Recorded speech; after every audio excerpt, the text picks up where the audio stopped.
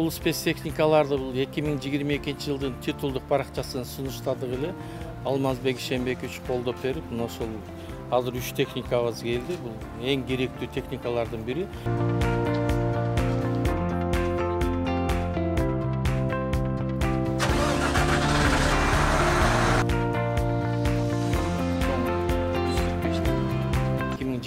Жылы чыккан фреза деген техника. Бунун өзгөчөлүгү эмнеде? Бул эң керектүү нерсе бул бизге.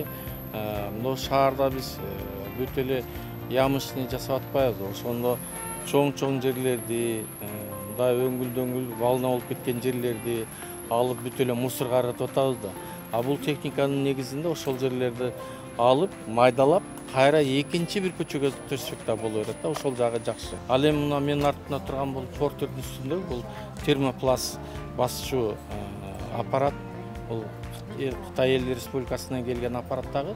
Бул дагы заводдон келди 2022 жылы. Эми мындан бияка биз өзүбүз сырьёну эле алсак, термопластты өз күчүбүз менен басабыз. А жанындагы бул каток биз көптөн бери үмүттөнүп күтүп аткан катогубуз бул 10 тонналык каток болуп эсептелет. Бул дагы 2022 жылкы.